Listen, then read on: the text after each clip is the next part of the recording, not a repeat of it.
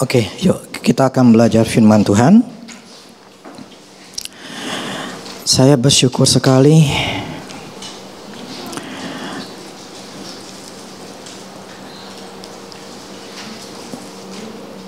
di dalam segala keadaan kita harus bisa melihat semua segi positif. Apa yang terjadi di dalam hidup kita tergantung kita menilainya. Apakah kita belajar dan kita menganggap itu sebuah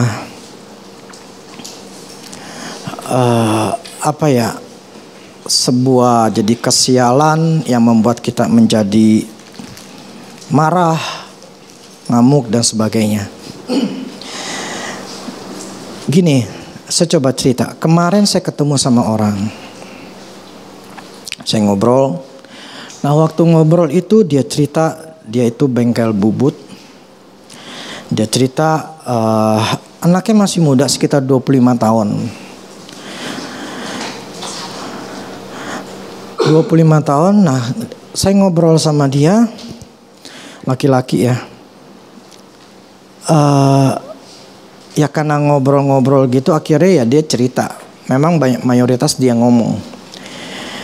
Ya saya nggak ngerti sampai dia mau cerita agak lebih dalam. Dia katakan begini. Dia itu bisa bengkel itu karena nurusin bapaknya. Bapaknya udah meninggal. Akhirnya dia nurusin.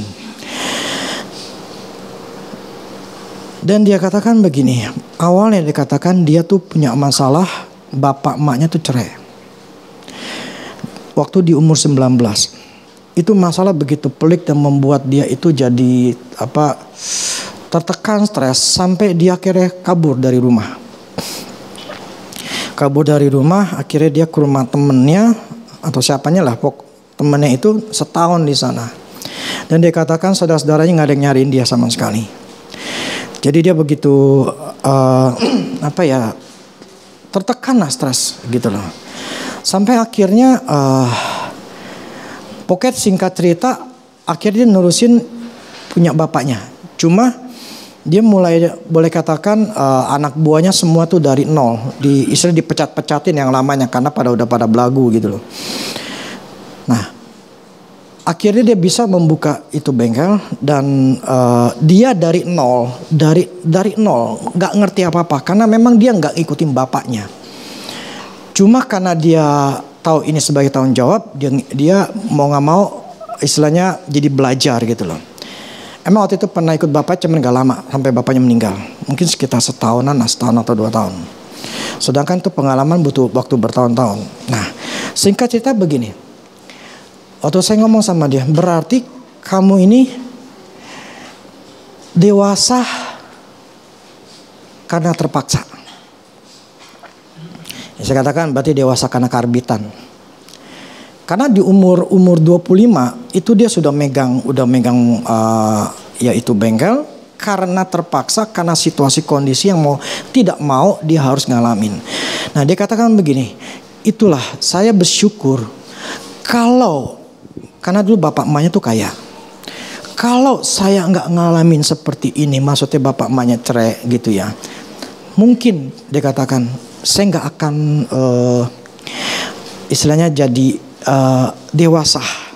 Karena bapak emaknya dulu itu kasih dia uang, dia bilang saya nakal sekali. Waktu itu dulu saya sangat nakal, dia bilang. Cuman bilang saya bersyukur ya, saya nggak narkoba aja, gitu. Dia bilang saya clubbing aja seminggu bisa 3 kali.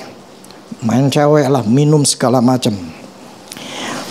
Kalau waktu itu tidak ada masalah, mungkin saya akan tetap hancur dan mungkin jadi narkoba. Tapi karena akibat ada masalah, mau tidak mau, ya saya jadi berpikir. Karena gak punya duit katanya. Jadi susah, dia mau gak mau jadi berpikir. Akhirnya ya dia kabur itu. Ya bagusnya dia ketemu sama temen-temennya yang bener. Kalau dia kan biasanya kan orang udah stres, udah kayak begitu kan, kalau ketemu sama orang yang nggak bener, itu udah parah, mungkin udah masuk penjara gitu loh. Tapi bagusnya dia nggak ngalamin. Nah, dia bilang, saya bersyukur kalau waktu itu tidak terjadi masalah, mungkin saya tidak akan seperti ini. Maksudnya dia masih jadi dewasa dan bisa punya penghasilan sendiri. Nah, saya ingin masuk begini. Di dalam hidup kita, mungkin saat ini kita dalam keadaan bermasalah. Kita dalam keadaan ada badai hidup. Kita lagi susah, kita lagi bingung, segala macam. Tinggal sudut pandang kita saat ini, cara memandang kita seperti apa. Itu akan membuat kita akan menjadi semakin lebih baik atau semakin jatuh. Semakin berantakan. Atau kita jadi belajar.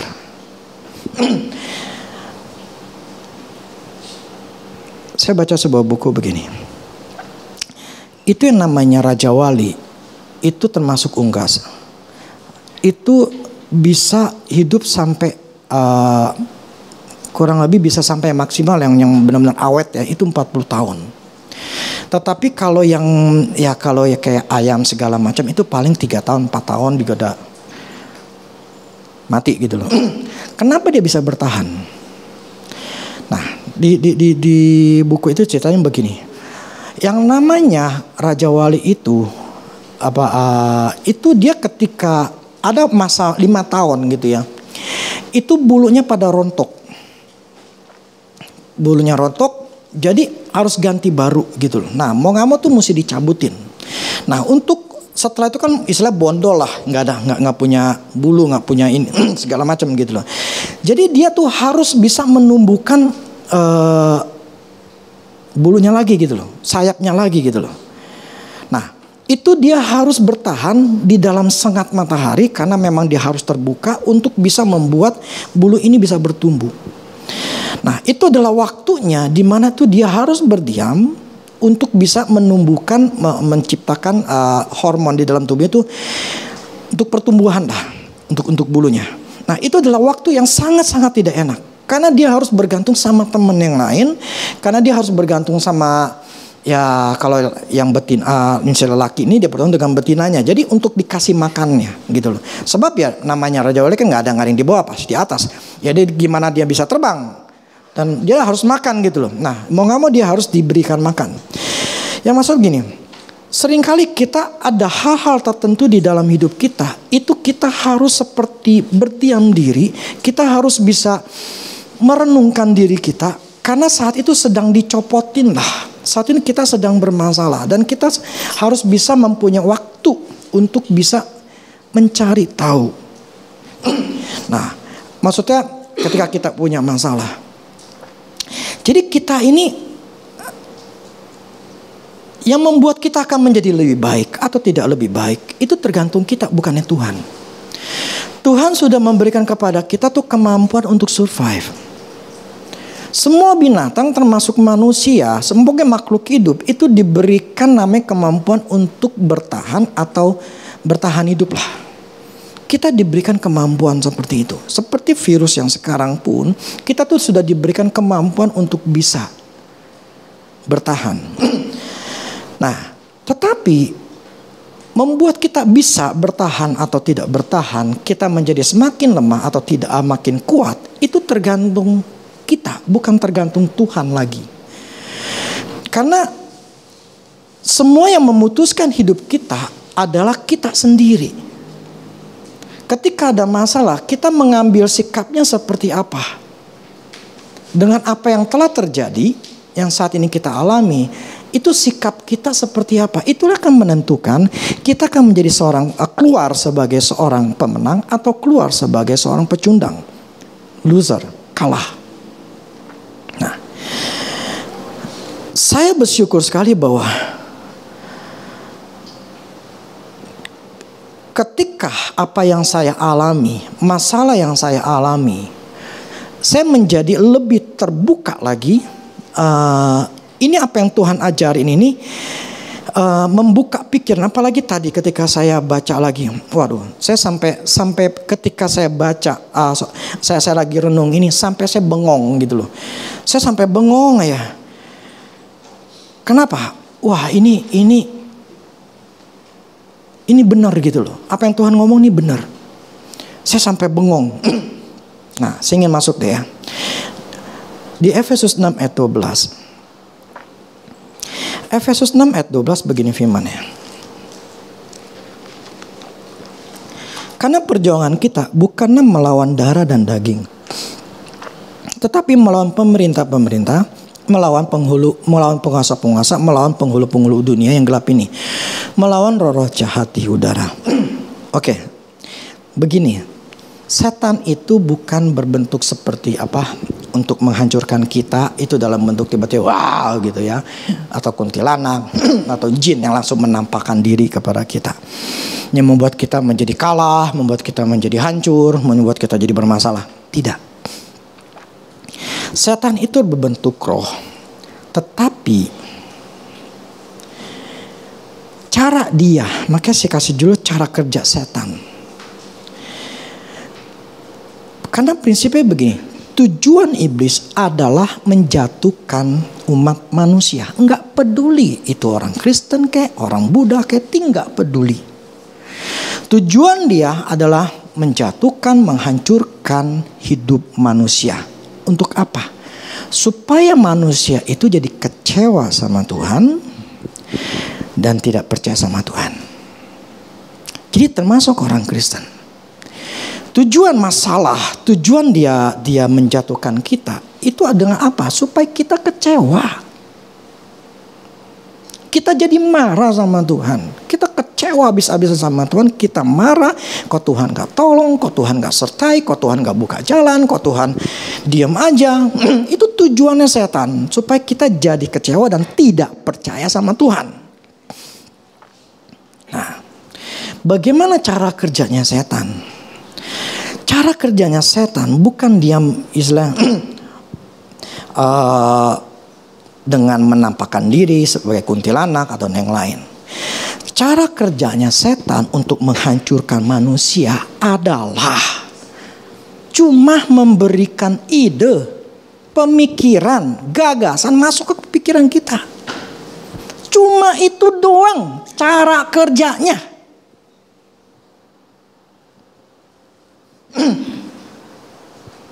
Bukan dia istilahnya tiba-tiba menampakkan diri. Enggak. Cara kerja setan cuma hanya ngelemparin pikiran. Udah. Itu doang. Makanya firman katakan, selalu saya katakan, bagaimana cara berpikirnya orang, demikianlah hidupnya. Jadi bagaimana cara berpikir kita, ya kita lah itu. Nah sekarang problemnya, pikiran apa yang masuk? Cara kerjanya Tuhan dan setan sebetulnya sama. Kemarin waktu saya lagi jalan di perumahan, cara kerjanya gimana sih Tuhan? Oke, Tuhan kasih tahu pertama awal setan. Dia cuma hanya melempar kamu pikiran. Terus cara kerja engkau Tuhan gimana? Sama. Aku memberikan pemikiran juga ke dalam pikiranmu. Nah, saya ngomong cara kerja setan. Sebetulnya hampir sama lah. Jadi cara kerja setan cuma hanya melemparkan pikiran.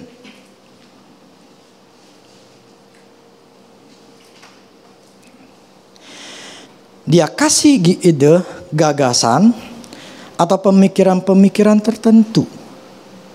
Dan tapi gini loh, kita nggak sadar bahwa itu pemikiran berasal dari setan. Kita nggak sadar. Kita ngikutin itu pikiran, kita ngikutin pemikiran itu. Setan ngomong A, kita nggak berpikir bahwa itu dari setan. Kita terima. Dan kita karena apa yang kita pikirkan, demikianlah tindakan kita. Jadi kita melakukan apa yang ada di dalam pikiran kita. Akhirnya kita bertindak. Dan ketika bertindak, setan bilang, kena lu.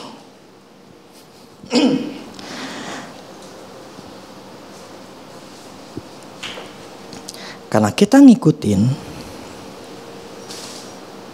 kita membuka pintu. Setan masuk. Nah, ketika masuk, dikuasai oleh pikiran kita. Dikuasai oleh emosi kita. Akhirnya kita akan bertindak tanpa berpikir, tetapi dengan emosi.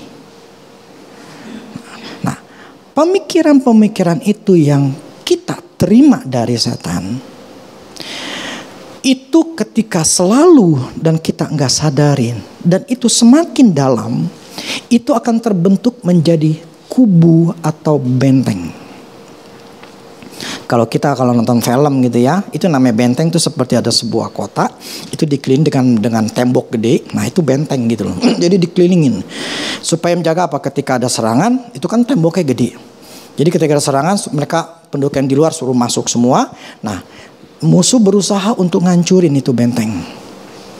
Nah, itu namanya benteng. Nah, benteng kubu-kubu yang ada di dalam pikiran kita, seringkali kita enggak sadar itu salah.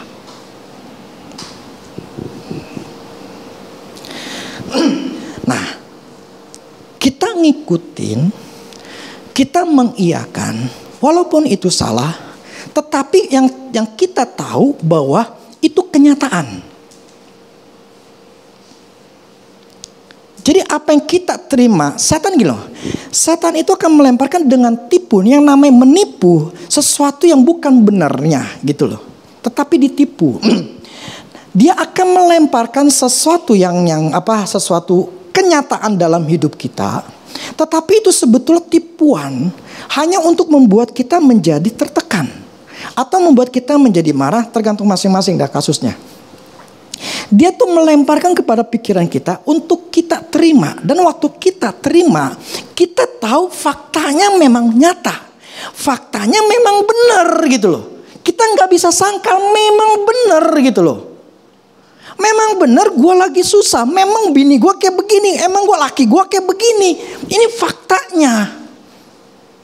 Ya kalau dia begitu mau gak mau gue juga harus begini juga gitu loh. Karena ini faktanya. Walaupun secara sadar kita bahwa itu memang ya nggak benar juga, misalnya ngelawan suami misalnya atau banyak hal gitu ya, itu kita tahu itu salah, tetapi kita punya alasan faktanya yang ada, kenyataan yang ada gitu loh. Dia begini, kerjaan gue begini, ini gue ngalamin begini, itu semuanya fakta dan kita nggak bisa sangkal itu bohong, enggak, tapi memang nyata. Nah, ini problem kita bahwa kita nggak sadar bahwa itu sebetulnya semua dari setan. Nah, akibatnya karena kita menerima pemikiran itu, iblis itu akan terus membawa kita. Ya. Semakin lama keadaan kita semakin memburuk atau hidup kita tidak mengalami perubahan.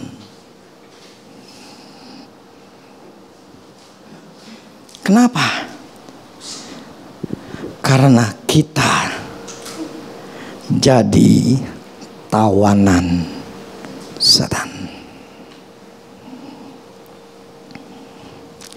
Pemikiran-pemikiran masing-masing ada beda-beda. Itulah yang akan menjadikan atau membuat kita menjadi tertawan dengan kondisi yang ada. Jadi dengan kondisi yang ada, itu fakta, kita mengiyakan, akhirnya kita tertawan. Yang namanya tertawan, kita adalah tahanan dari si iblis. Karena kita tidak tahanan daripada si iblis, kita adalah pribadi yang ditahan, maka iblis itu punya hak untuk ngerjain hidup kita. Akhirnya kita di penjara. Yang namanya penjara, ruang lingkupnya kecil.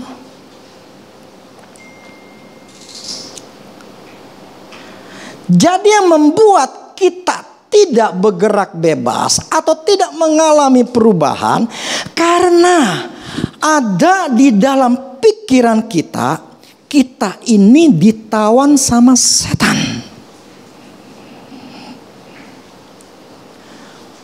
Kita jadi tahanan setan. Kemana-mana nggak bisa. Ini mentok, ini mentok. Bukan karena Tuhan nggak kasih, tetapi karena cara berpikir kita yang mementokkan kita sendiri. Cara berpikir kita yang membuat kita salah. Cara berpikir kita itulah yang membuat kita yang menjadi tidak mengalami terobosan. Bukan karena Tuhan yang tidak mau memberkati kita, bukan. Tapi karena kita ini adalah narapidananya setan.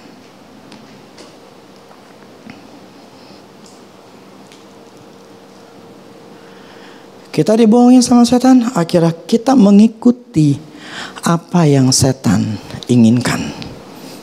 Contoh paling simpel, teman saya ada satu perempuan, teman yang sama. Pas saya tahu ternyata dia punya penyakit diabetes. Disuntik pakai insulin. Saya nggak tahu berapa kali dalam seminggu. Pokoknya dia bilang selalu suntik insulin. Saya tanya, emang lu kenapa bisa diabetes? Gua tuh suka minum Coca-Cola. Emang lu minum Coca-Cola berapa? Yang gede. Hah? Yang gede? Iya. Wah, kan lah kalau panas-panas. Waduh, enak banget itu namanya Coca-Cola. Emang lu makannya minumnya berapa kali setiap hari? Setiap hari lu minum Coca-Cola? Iya. Karena enak. Terus lu udah begini? Ya gue sih masih tetap minum.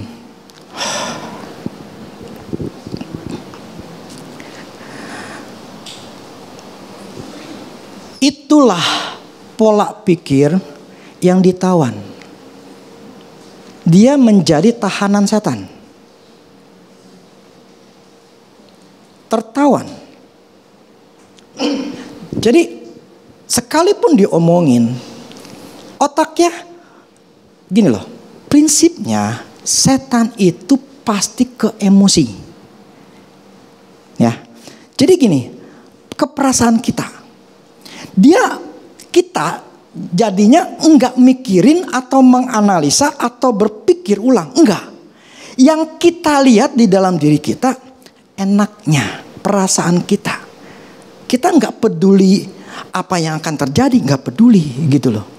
Pokoknya sekarang gue enak minum Coca-Cola, titik, enak banget, apalagi panas-panas. Aduh enak banget katanya.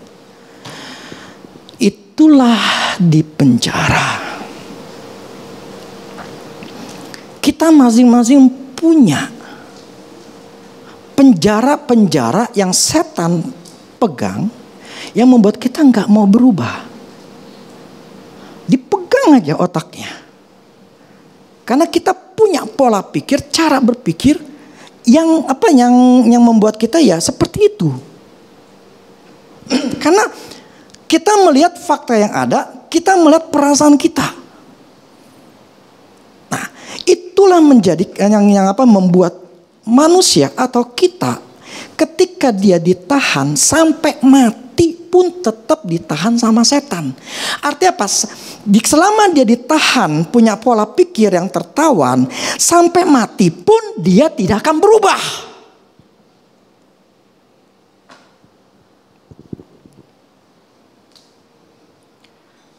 Kalau orang udah benci, dia akan benci terus.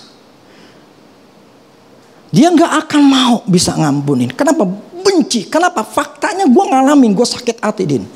Jadi dia akan ditawan sampai mati pun dia akan tetap benci. Kalau pikiran kita selalu nggak bisa, nggak mampu, sampai mati pun akan tetap nggak mampu. Jadi cara kerja setan untuk ngancurin manusia cuma gampang. Masukin pikiran aja. Nggak ada yang lain. Nggak ada cara yang lain. Maka tadi ketika waktu saya baca masalah tahanan, saya sampai bengong. Ditahan, ditawan. Berarti kalau gue punya pikiran yang salah terus, atau ada satu hal yang salah, berarti gue akan melakukan hal yang sama terus. Artinya apa? Gue gak akan berubah. Begitu aja terus. Saya sampai bengong. Aduh, gue mesti cari tahu lagi. Saya sudah punya bayangan. Gue mesti cari tahu, Tuhan ini salahnya di mana lagi? Karena bagaimana cara kita berpikir, demikian hidup kita. Jadi bagaimana cara saya kerja, bagaimana saya melakukan A, melakukan B, itu tergantung pikiran saya. Apakah pikiran saya itu dikuasai setan mengenai A, atau pikiran saya dikuasai sama Tuhan yang B, yang A juga. Jadi ketika saya mandang tadi yang saya bilang bengkel but itu, kalau kita mandang ini masalah adalah sesuatu yang membuat kita tertekan, marah dan segala mana, tetapi kalau kita melihat, oke, gue tahu ini masalah, dan gue tahu kalau gue lihat, gue yang salah. Tapi kalau pikiran setan selalu ngomong, lihat, Tuhan gak bantu lu kan? Lihat, Tuhan gak kasih lu jalan keluar kan? Lihat, mana buktinya? Lu doa-doa, lu puasa, gak ada buktinya.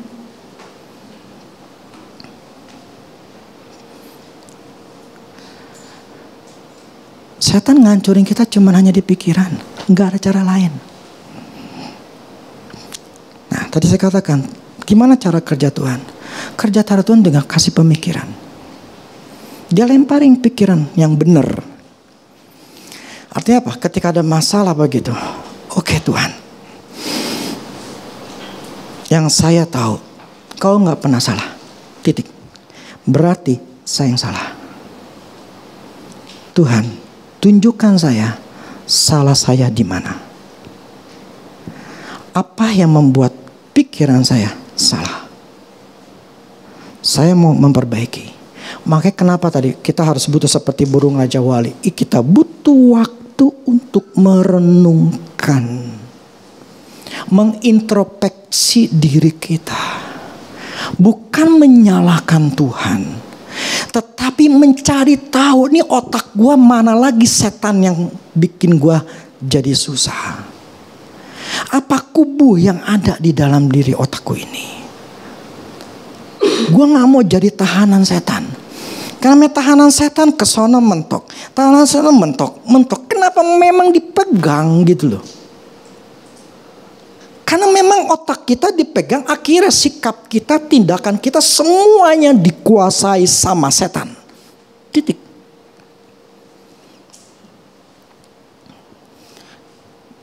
Ini prinsipnya adalah kalau kamu, gini loh, firman Tuhan itu diberitakan, dibagikan dengan tujuan siapa tahu ada yang mau berubah. Siapa tahu ada yang penasaran, yang pengen cari tahu. Apalagi Tuhan, kita manusia tidak sempurna. Kita bertahun-tahun itu sudah mengalami setan tuh masuk ke pikiran kita, yang membuat kita itu akan mengikuti apa yang kata setan. Akhirnya kubu itu tercipta di dalam otak kita.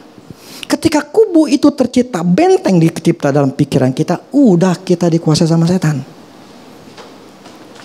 Selama kita dikuasai sama setan, selama itulah setan akan kerja, dan selama itu tidak ada namanya Tuhan di situ. Nah, karena nggak ada Tuhan di situ, tidak ada kehidupan. Yang ada cuman kematian, kesusahan, kesulitan, bla bla segala macam yang negatif-negatif itu akan ada.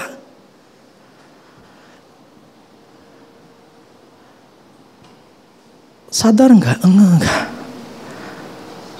Saya dapat pengertian ini. Itu membuat ternyata gua ini walaupun dulu gua jaga pikiran, tapi ketika ada masalah saya baru ngerti ternyata gua belum total. Belum banyak ngerti. Kenapa? Kayak orang tuh Tuhan gali lebih dalam membuat saya ngerti. Aduh, ada yang salah. Tapi itu membuat saya, gue harus lebih baik. Gue harus lebih baik. Kita manusia bisa melakukan kesalahan. Tapi bagaimana kita memandang kesalahan itu seperti apa? Kita akan menjadi marah atau kita belajar untuk memperbaiki diri? Di mana letak kesalahannya? Nah, dengan pemikiran gini, tahanan membuat saya bengong. Kalau gua nggak keluar dari itu penjara, hidup gua nggak berubah.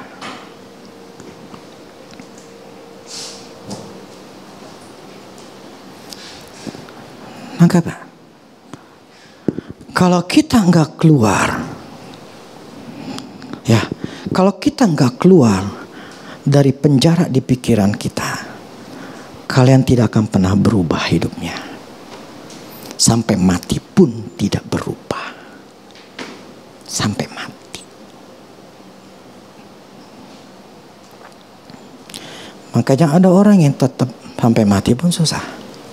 Ada orang yang sampai mati juga, dia berdoa segala macam, tetap aja mati.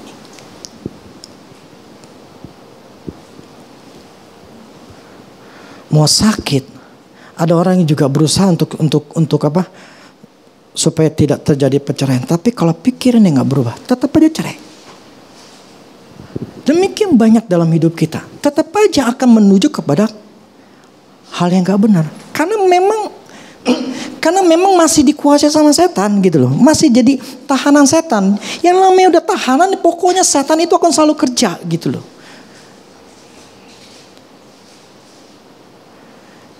Setan itu kasih pemikiran kepada kita. Nah, ketika dia kasih pikiran kita itu bekerja dengan mata, dengan perasaan kita, dengan emosi kita. Akhirnya apa? Kita memandang, melihatnya, berpikirnya pakai emosi. Itu cara kerjanya setan, kasih namanya pemikiran untuk supaya mempengaruhi emosi kita. Nah, ketika emosi kita dipengaruhi, ya udah masuklah setan bekerja. Kita akhirnya melakukan hal-hal yang nggak benar. Kita jadi marah atau kita ngambil keputusan yang salah. Kita melakukan hal yang nggak benar. Kenapa? Karena ada pemikiran, benar kan? Laki lu kayak begini, benar kan begini? Lihat tuh, virus kayak begitu, benar kan begini? Akhirnya kita menjadi dengar kayak gitu, setan masukin. Kita jadi marah, kita jadi takut, jadi khawatir. Udahlah, dipeganglah hidupmu.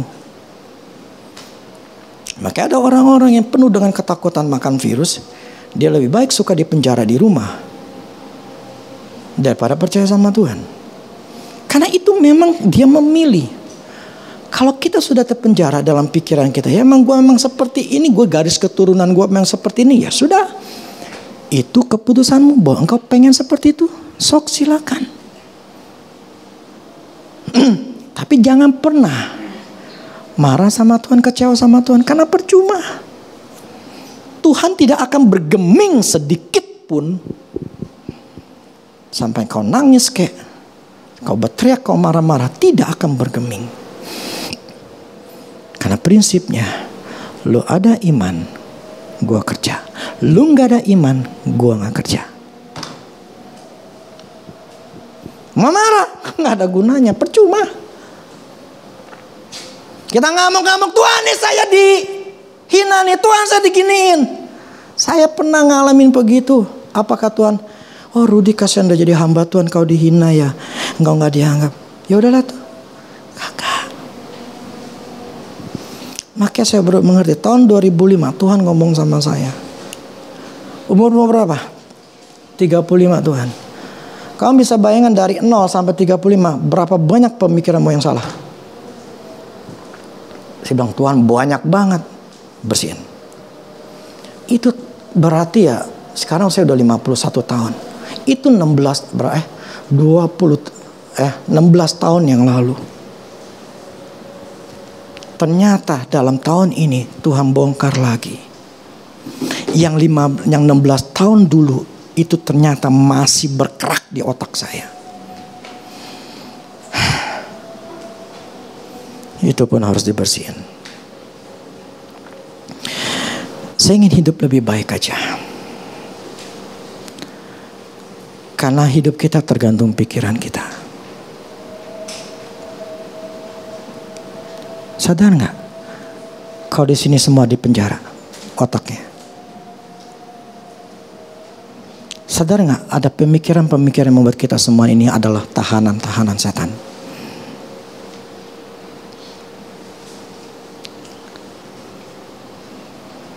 Simple kok. Hidupmu berubah nggak? Hidupmu banyak salah nggak? Simple. Itulah membuktikan bahwa kita ini adalah tahanan setan. Percaya nggak percaya? Suka atau tidak suka?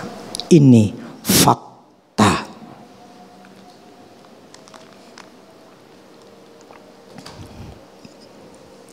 Punyalah kerendahan hati untuk mau belajar, mau dikritik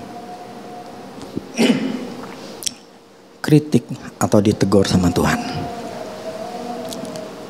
Allah tidak pernah salah. Tidak pernah salah dan tidak pernah gagal. Tidak pernah. Tapi memang dibutuhkan seperti burung raja wali itu. Saya semakin ngerti. Jadi saya seolah lagi nih, kayak dulu berapa tahun yang lalu Tuhan suruh saya, kamu diam, kamu diam. Tuhan saya mau ini, kamu diam. Itu sekitar 2008an, 2007 gitu. Tuhan suruh saya diam dan diam, nggak boleh ngelakuin hal yang lain. Mungkin waktu itu adalah di mana saya menintrospeksi diri saya. Dan saya pun melihat bahwa saya pun sekarang adalah waktu saya untuk diam juga, maksud introspeksi diri saya sendiri. Karena supaya saya bisa menjadi lebih baik. Jadi cara berpikir setan hanya memberikan pemikiran.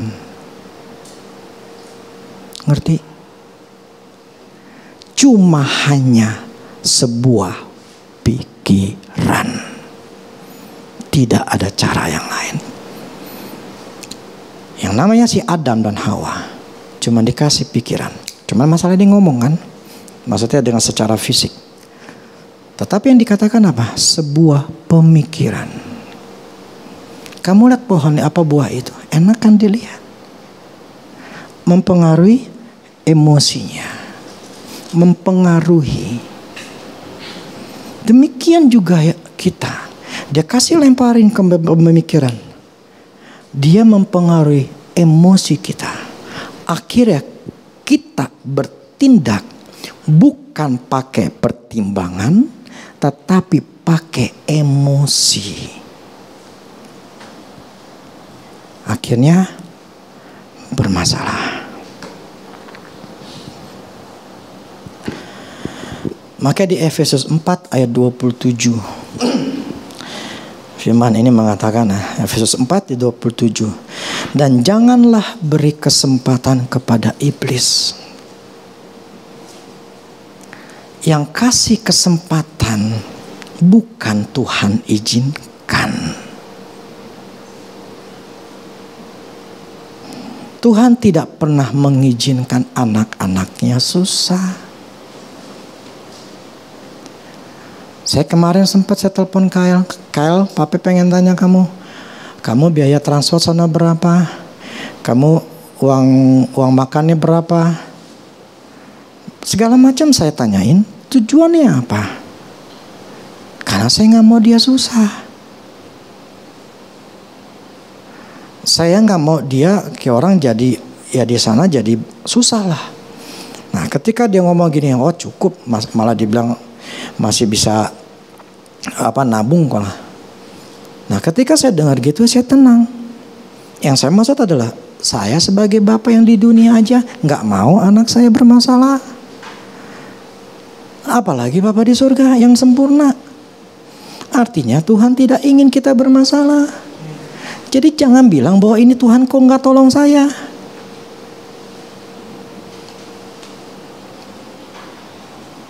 Firman katakan jangan beri kesempatan kepada iblis. Kita yang kasih kesempatan untuk iblis kerja. Melalui apa? Pikiran. Pokoknya jalan masuk hidup kita itu cuma di pikiran. Saya pernah baca orang yang hidup yang sampai 100, 110 atau berapalah, atau 93-an.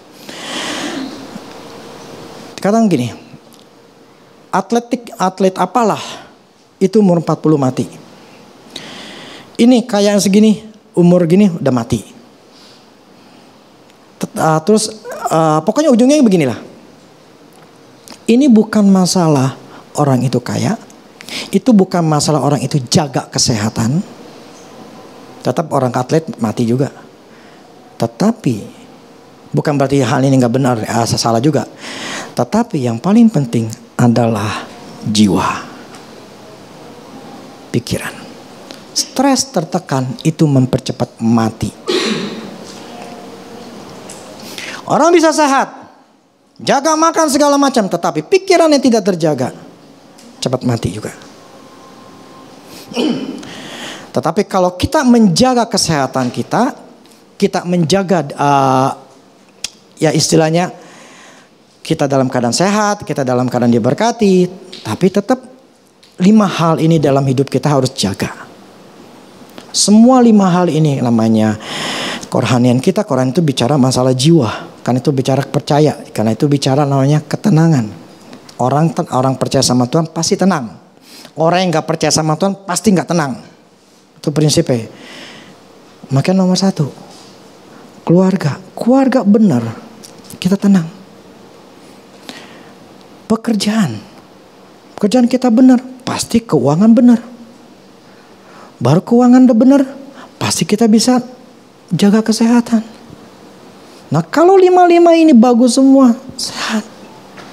Saya menciptakan, saya minggu depan saya akan bicara itu. Saya ngomong ke dalam diri saya ngomong sama Tuhan, saya tidak akan mati karena penyakit. Saya tidak akan mati gara-gara saya sakit. Saya enggak mau sakit dan mati gara-gara kena kanker lah, kena gara-gara inilah, lever lah, atau segala. Gue nggak mau mati seperti itu. Titik. Saya mau mati karena Kau panggil, bukan karena penyakit. Saya ngomong kayak gitu. Kenapa? Karena saya nggak mau mati gara-gara penyakit. Nggak enak sakit, nggak enak. Saya cuman gara-gara trauma waktu saya sesek napas. Itu napasnya tuh hilang loh, sedetik loh. Itu malam-malam jam 2 ya. Jam 1 jam 2 tuh ya. Itu hilang. Saya langsung bangun. Karena berhenti. Gak bisa napas. Ya ternyata memang gara-gara itu. Itu saya trauma. Saya trauma. Itu cuma gara-gara waktu itu paru-paru saya kotor. Karena waktu itu saya ke proyek. Itu lagi banyak debu. Ya saya gak pakai masker. Ya itu masuk gitu loh. Akhirnya paru-paru saya kotor. Itu membuat saya trauma. Tapi memang saya beresin trauma saya. Karena trauma-trauma gituan itu kurang lebih bisa ada kali setahunan itu trauma. Saya nggak sadar. Itu saya nggak sadar. Itulah cara pola berpikir saya nggak ngerti. Itu cara. Itu setan kasih saya itu, yaitu pikiran. Ketika saya keinget itu, waktu itu, trauma itu, saya nggak bisa napas lagi. Padahal nggak kenapa-napa. Sekitar waktu malam jam 11-an apa ya. Saya tiba-tiba kayak merasa ngap. Saya langsung ke UGD, bukan UGD ya, ke seberang itu klinik 24 jam. Di tes dokter bilang, Bapak nggak ada apa-apa. Tapi saya ngap, Kak. Nggak ada apa-apa, Pak. Nggak ada masalah. Pas dia ngomong nggak ada apa-apa, bener lu, langsung terus hilang. Nggak ada. Itu cuma jiwa di pikiran saya.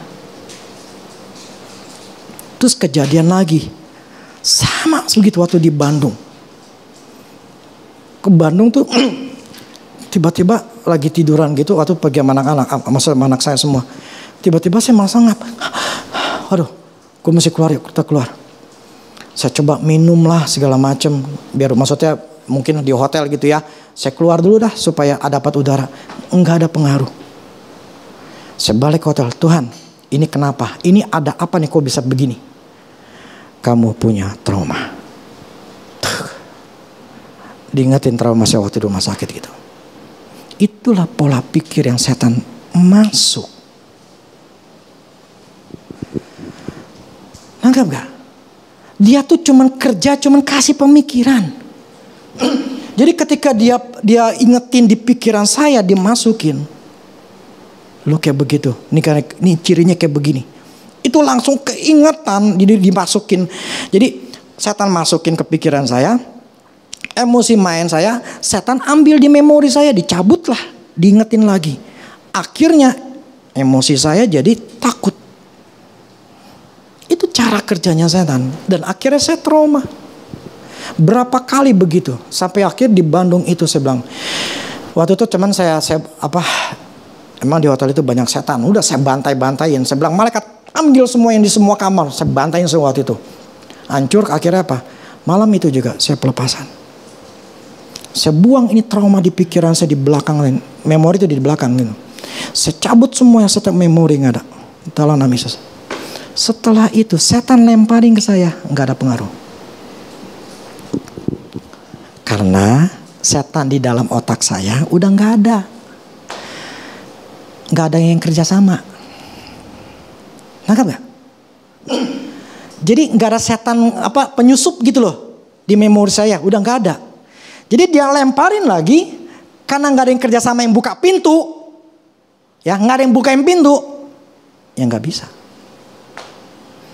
Jadi yang membuat otak kita nggak berubah dan tidak berubah dan selalu dilemparin, membuat kita jadi takut, membuat kita nggak berani, itu semua karena ada setan di pikiran kita.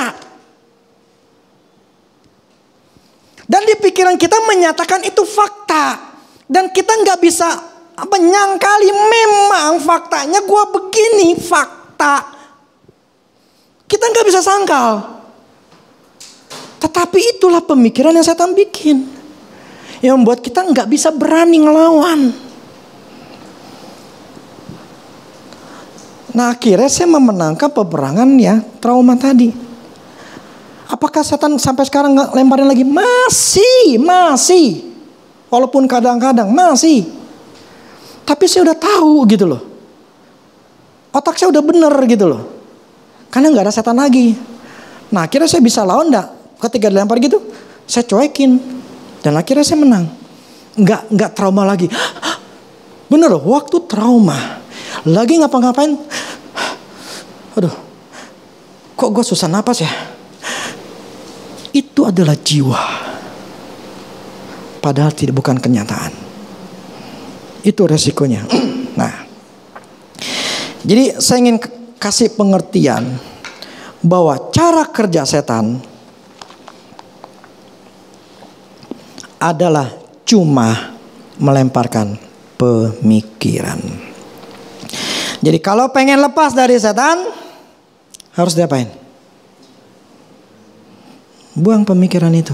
Gimana cara kita ngelawannya? Kita buka dulu. Efesus 6 ayat 11.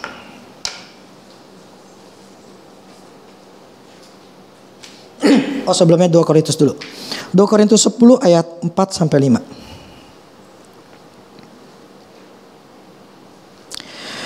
2 Korintus 10 ayat 4 sampai 5. Begini, karena senjata kami dalam perjuangan bukanlah senjata duniawi, melainkan senjata yang diperlengkapi dengan kuasa Allah, dengan kuasa Tuhan ya, bukan dari diri kita, yang sanggup meruntuhkan benteng-benteng, yang kami mematahkan setiap siasat orang, ini tipu muslihat, dan merubuhkan setiap kubu yang dibangun oleh keangkuhan manusia. Maksudnya yang kita anggap itu memang benar kenyataan, untuk menentang pengenalan akan Allah.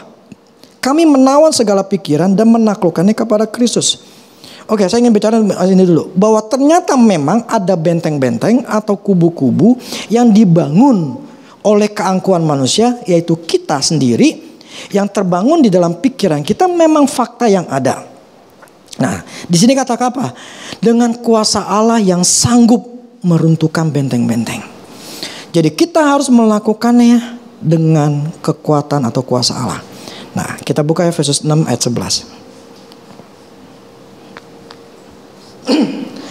Kenakanlah seluruh perlengkapan senjata Allah, supaya kamu dapat bertahan melawan tipu muslihat iblis.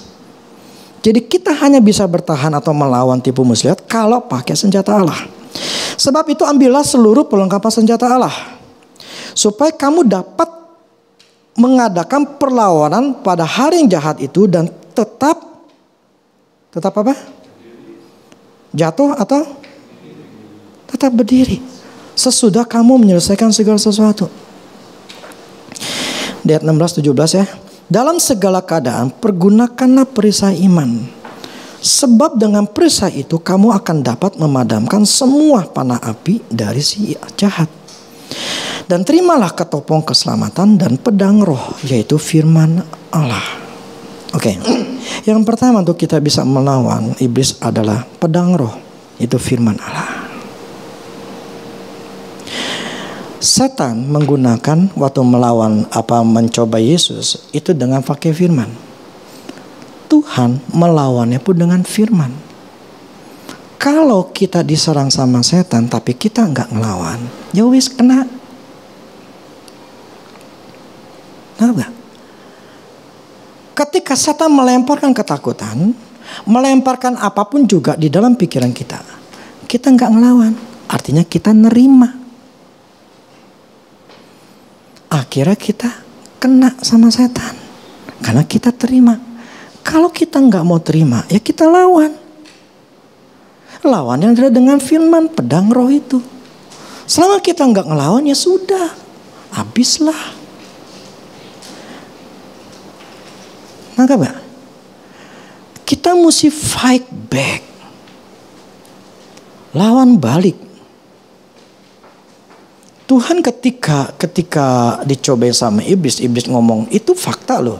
Firman Allah begitu dia ngomongin, itu memang ada kebenarannya firman yang diomongin, tetapi diputar balikan. Maksudnya A sama setan dibikin B. Nah, Tuhan lawan dengan firman. Kalau hidup kita tanpa firman, walau alam, habis.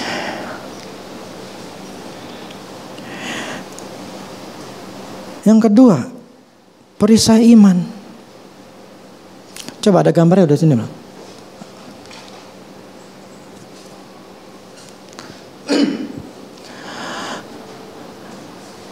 Lihat, shield of faith. Jadi kita tuh sedang berperang. Setan tuh melempari dengan panah-panah setannya, panah-panah apinya. Kita hanya bisa ngelawan itu dengan perisai iman. Apa maksudnya perisai iman? Iman timbul dari mana? Pendengaran apa? Kalau kita dengar, punya perisai iman gak? Punya iman gak? Kalau kita nggak dengar, kalau kita nggak dengar, kuping kita nggak dengar, ya nggak punya iman. Jadi perisai iman tercipta dan membentengi kita kalau dari mulut kita ngomong firman. Nangkap gak? Kalau mulut kita nggak ngomong firman, ya nggak ada iman lah. Karena iman itu tercipta, jadi muncul karena kita dengar kuping jasmani kita. Kalau dia nggak dengar nih kuping kita, ya nggak akan ada iman.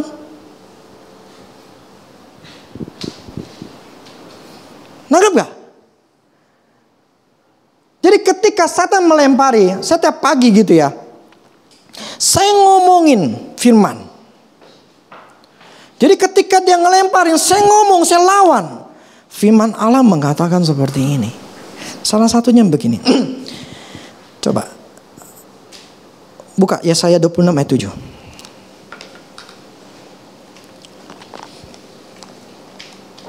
7. Ini 3 hari yang lalu. Yesaya 26 ayat 7. Jejak orang benar adalah lurus. Sebab engkau yang merintis jalan lurus baginya. Ini buat kita begini. Saya katakan begini. Jalan orang benar itu lurus. Kalau dalam bahasa Inggrisnya itu rata. Gitu loh. Level. Sebab engkau yang merintis jalan lurus baginya. Nah, jalan lurus baginya ini smooth. Lancar. Atau rata. Mulus. Jadi saya ngomong, saya menciptakan diri saya ngelawan ketika setan ngomong, lu begini, lu begini, lu begitu. Saya cadang gini, jalan orang benar tuh lurus. Gua nih orang benar, gua dibenarin sama Tuhan. Jalan gua rata, jalan gua enggak ada lubang, jalan gua enggak bikin gua kesandung, jalan gua rata. Kenapa? Karena Allah lagi buat atau membuat, merintis. Jalan hidup gua lurus, jalan hidup gua lancar, jalan hidup gua itu smooth, mulus. Itu yang Allah ngomong tentang diri gua. Jadi jalan aku, jalan saya itu rata. Jalan aku ini dirintis, diciptakan, dibuat sama Tuhan, jalannya mulus. Percaya gak? Setan ngomongin apapun, saya ngomongin ini. Dengar loh setan. Firman katakan di Yesaya 26 ini. Jalan gua lurus. Jalan gua mulus. Jalan gua dirintis, dibuat, diciptakan sama Tuhan. Mulus. Dengar loh setan. Tapi kan faktanya gak begitu. Faktanya gua masih begini. Gua gak ngomongin fakta, gua ngomongin firman. Ngerti gak? Gue gak ngomongin fakta. Gue ngomongin Tuhan. Ngomongnya gini, bener. Terus saya sempat nanya begini. Oke Tuhan, ini kan Yesaya yang ngomong. Tanda kutip, manusia. Tidak dikatakan bahwa Tuhan berfirman. Ini begini loh. Kita harus nangkap. Setan ngelemparin begini. Ting. Itu yang ngomong siapa? Manusia kan? Apakah ada tertulis Tuhan berfirman? Memang gak ada. Kalau lihat pasal 1 ayat 1-nya. Berarti manusia dong. Terus saya berdialog lah sama Tuhan. Tuhan ngomong begini. Yesaya adalah nabi. Ya. Di pasal berapanya dikatakan gini. Tuhan, aku nih manusia berdosa. Aku nih manusia berdosa. Mulutku kotor segala macam. Tapi kemudian Tuhan apa? Dia ada turun malaikat. Kemudian pakai bara di mulutnya. Israel dikuduskan lah si Yesaya. Nah, Tuhan ngomong begini. Tidak ada kata-kata yang diucapkan itu. Maksudnya gini, kata-kata yang saat itu Yesaya ngomong itu adalah diilhamkan oleh Roh Kudus.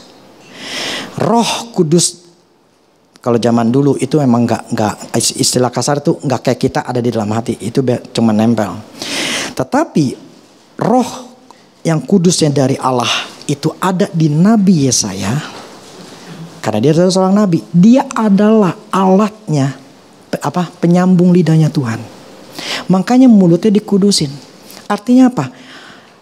Apa yang dikatakan ini bukan manusia yang ngomong, tetapi Tuhan. Artinya apa? Tuhan mengatakan, saya orang benar, jalan saya lurus. Tuhan menciptakan hidup saya, merintis jalan saya itu mulus lancar. Amin. Percaya? Fakta enggak loh. Fakta masih susah loh. Fakta masih sakit loh. Enggak mudah loh ya. Enggak mudah. Kamu bisa ngomong amin. Enggak mudah. Lihat pikiranmu ketika ngomong begitu. Langsung mikir gak? Nahan nafas gak? Enggak berani ngomong. Men, selama otak kita enggak pernah dibersihin, itu yang namanya ketidakpercayaan akan selalu muncul kuat. Yang muncul ketidakpercayaan. Jadi bukan masalah kita harus nambah iman. Bukan.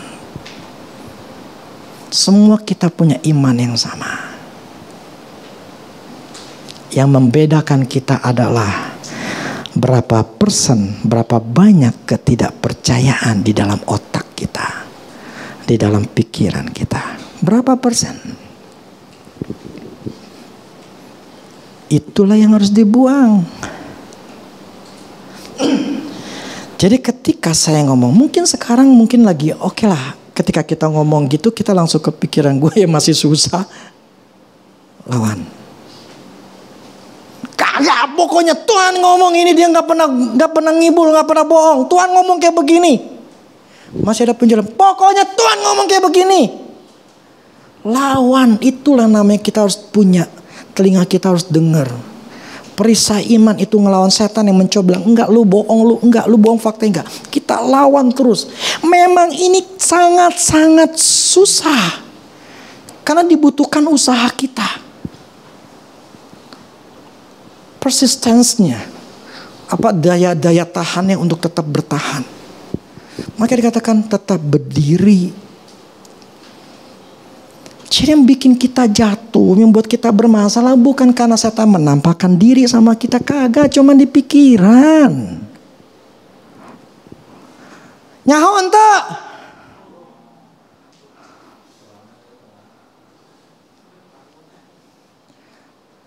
Cuma karena pikiran doang. Setan masuk ngerjain hidup kita cuma di pikiran. Selama kita tidak kasih kesempatan, setan gak bisa masuk, gak bakal bisa masuk. Selama kita menutup pikiran kita dari hal yang jahat, gak akan pernah masuk. Tapi selama kita membiarkan pikiran setan itu masuk dan kita mengiyakan, ya terbukalah masuk. Maka kita harus membersihkan pikiran-pikiran kita dengan tujuan supaya hidup kita bagus, baik. Selama cara berpikir kita seperti itu, demikianlah hidup kita sampai mati. Tidak berubah. Lihat ya, cara berpikir itu sangat mempengaruhi.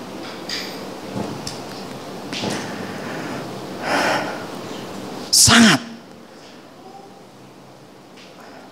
Dan saya tidak diajarkan dari orang tua saya. Makanya saya bilang, ya sayang anak saya di luar negeri sih. Kalau nggak saya akan tiap hari ngomong sama dia. Emang kadang-kadang saya ngomong sama dia melalui ini. Di line. Karena hidup kita tergantung pikiran kita. Kamu susah?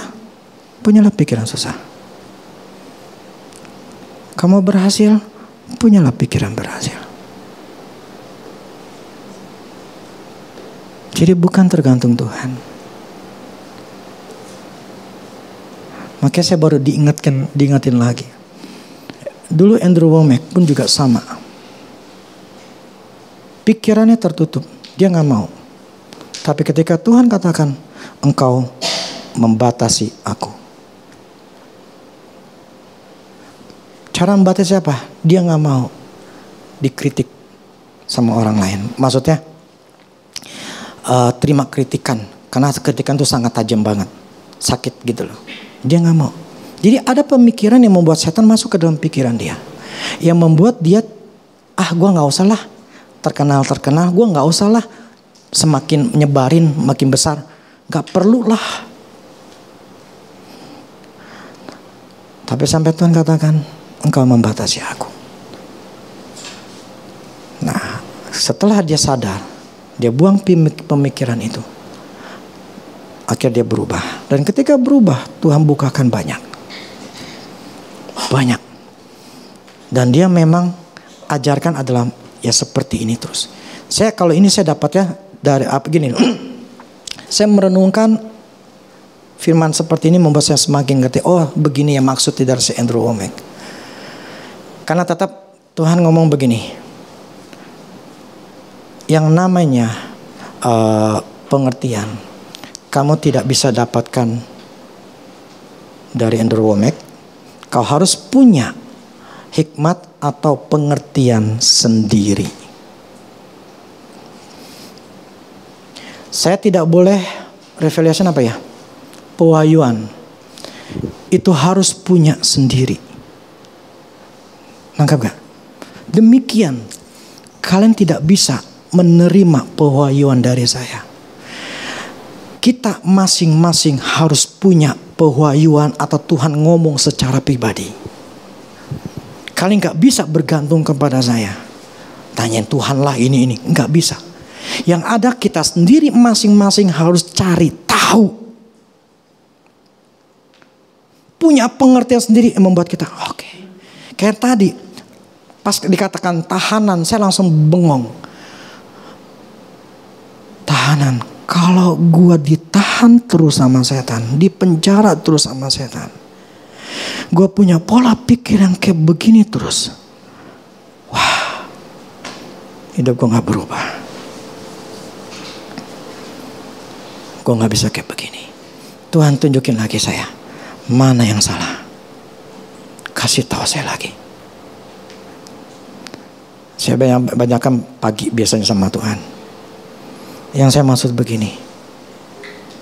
Sadar gak kalau kita masing-masing punya penjara? Sadar gak kalau kita ini mengizinkan setan masuk? Sadar gak kalau kita ini ditawan sama setan? Maka hidup kita gak berubah.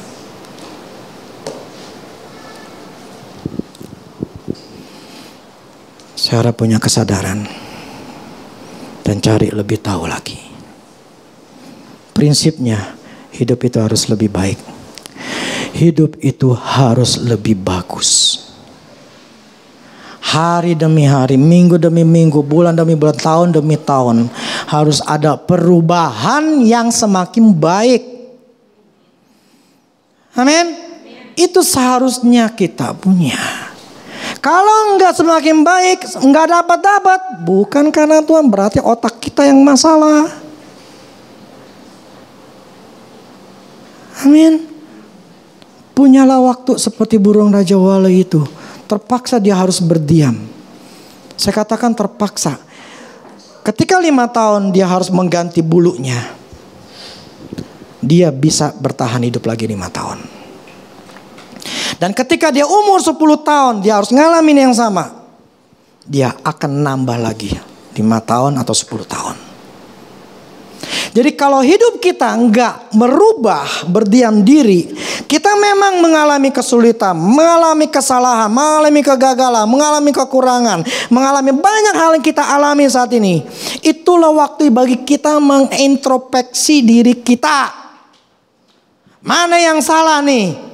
Yang gue mesti rubah. Itu butuh waktu. Itu sangat penting. Ya tingnya.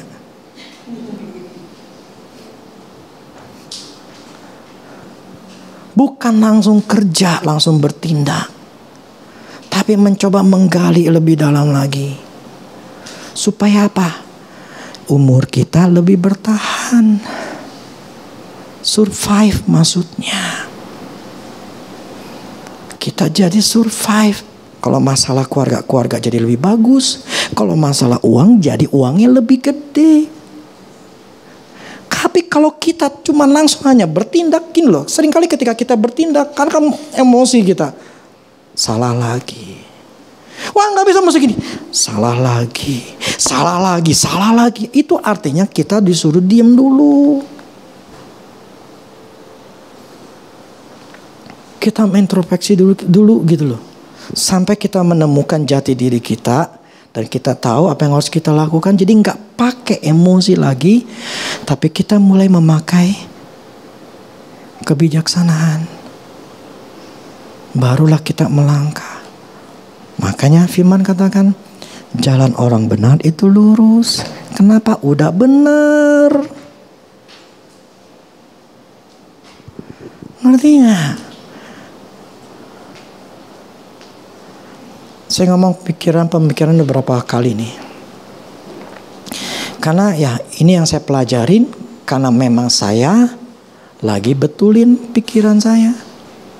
Saya tidak mengatakan saya sudah hebat pikiran saya. Tapi karena ya sekarang saya yang jadi ngerti gitu loh. Apa yang terjadi itu membuat saya semakin belajar. Makanya gini, akhirnya saya ngerti dengan gini, yang tadi saya katakan waktu bengkel bubut itu, dia punya masalah, itu parah sampai dia stres karena suami, dia bilang itu cuma gara-gara uang, harta pokoknya, bapak emaknya jadi cerai, karena emaknya punya kekuatan uang, bapak juga punya kekuatan uang, ternyata dari keluarganya pada minta juga gitu loh, akhirnya bermasalah sampai cerai, itu membuat dia stres banget, dia kabur. Tetapi gara-gara itu masalah, dia jadi dewasa. Artinya apa? Sekarang nih kita punya masalah nih.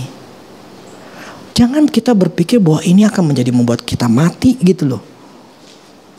Membuat kita menjadi gagal, membuat kita menjadi ini. Tapi belajarlah. Oh, dengan cara ini gua jadi hati-hati. Dengan cara gini gua ngerti ternyata gua mesti begini-begini. Oh, ternyata gara masalah ini ternyata gua mesti lakuin hal yang lain. Jadi ada positif yang kita bisa pikirkan. Bukan ngomongnya Tuhan kok begini, Tuhan kok begitu, enggak jawab saya, enggak nolong saya. Bukan. Amin. Tapi kita mencoba mencari apa kesalahan kita. Allah tidak pernah mengizinkan anaknya itu salah. Enggak. Tetapi kita yang sering bikin salah karena kitanya lah yang salah berpikir. Saya bersyukur sama Tuhan. Kalau kita mau jujur ngomong sama Tuhan, enggak nutup-nutupin, Tuhan akan ngomong. Tuhan memang saya salah. Tuhan saya memang begini-begini. Oke, tolong kasih tahu saya lagi. Salahnya di mana? Tuhan akan ngomong. Tapi kalau kita bilang Tuhan, oke lah saya salah. Tapi kenapa engkau nggak tolong saya? Tapi kenapa engkau buka pintu buat saya? Tapi kenapa engkau belum? Wah, nggak bakal ngomong. Karena kita masih ngomel dan tidak menggerutu. Nggak bakal ngomong. Tidak bakal. Karena dulu saya pernah ngalamin. Saya lagi ngomong sama Tuhan nih. Waktu di bawah nih. Tuhan, firman-Mu katakan begini. Kenapa Tuhan ngomongnya begini? Terus saya tanda kutip saya bantah. Tuhan tapi begini kan? 2 kali apa 3 kali lah. Dia ngomong lagi 3 kali timpalin. Tuhan tapi begini. Pas saya timpalin ke-3 kali. Pas saya ngomong lagi. Dia diam. Total diam sama sekali. Gak ada suara di hati saya. Kenapa nih? Saya baru ngerti. Ya Roh Kudus kasih tahu saya. Karena lu yang kenawan. Tujuan lu belajar firman bukan mengiyakan, bukan belajar untuk ngerti dan kerendahan hati untuk ya gua salah. Tetapi engkau mencoba menentang. Ya sudah, selama lu nentang, Tuhan tidak akan pernah ngomong lagi. Situ semakin ngerti, oke lah. Jadi ketika saya bertanya sama Tuhan, saya nggak ngerti. Contoh yang tadi saya bilang, Tuhan, yang pemikiran, iya saya. Ini saya ngomong lu Tuhan. Bukan tadi terus Tuhan berfirman. Tujuan saya adalah mencari tahu. Bukan fight back. Mempertanyakan. Barulah Tuhan bisa ngomong. Amin. Ngerti? Sadar gak? Bahwa ternyata ada pikiran kita ini yang kita dipenjara terus.